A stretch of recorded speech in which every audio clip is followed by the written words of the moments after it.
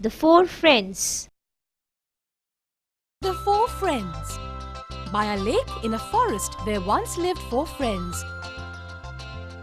One of them was a small brown mouse. He had big black eyes and a long tail. He lived in a snug hole near the edge of the water. The second friend was a jet black crow. He lived on a jamun tree close by. The third was a tortoise. He lived in the lake and was very happy. And the fourth was a deer. She had beautiful large eyes and her golden coat had many white spots. The four of them were very happy together. They lived peacefully and no one troubled them. One evening, the mouse, the crow and the tortoise met beside the lake. They were waiting for their friend the deer.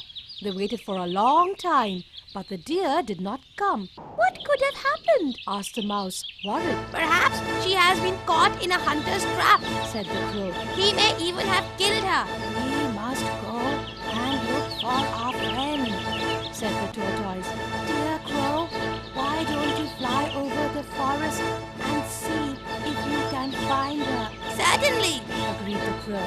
"I shall go at once." So the crow flew over the forest, looking here and there for the deer. As he flew, he called out, "Where are you, dear? Where are you?" At last he heard a faint voice in reply.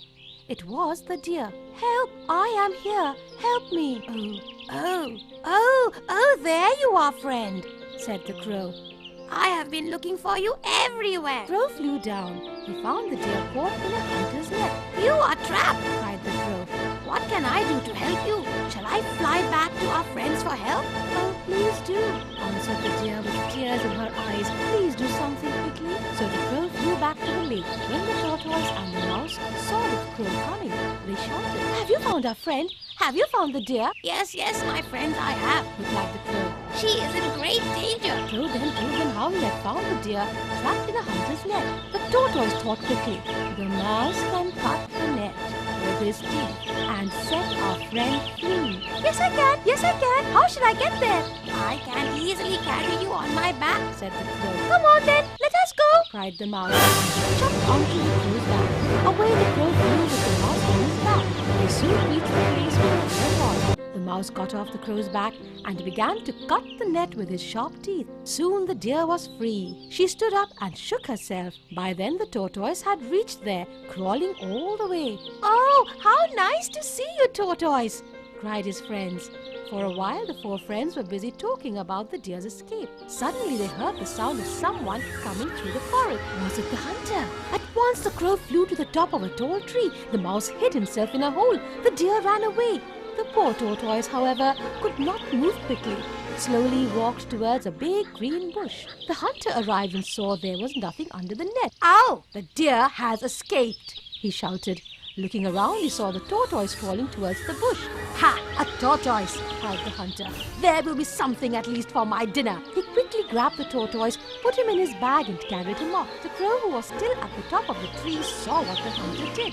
"Oh, mouse! Oh, dear!" he called. "Come quickly! Our friend the tortoise is now in danger." At once the mouse and the deer came running to the crow, and he told him how the hunter had carried away the tortoise in his bag. "What can we do to set our friend free?" asked the crow. "We must do something quickly before the hunter gets home," said the mouse. "Supposing the hunter catches you?" asked the crow. "Oh, don't worry about that. I can run very fast," replied the deer. So the deer stood in the path of the hunter, nibbling at the grass. "A deer! A deer!" cried the hunter. He dropped the bag and ran after the deer. The mouse quickly cut open the bag and the tortoise got out as fast as he could and hid under a bush. The hunter could not catch the deer and soon stopped running after her. Moral of the story: friend in need is a friend indeed.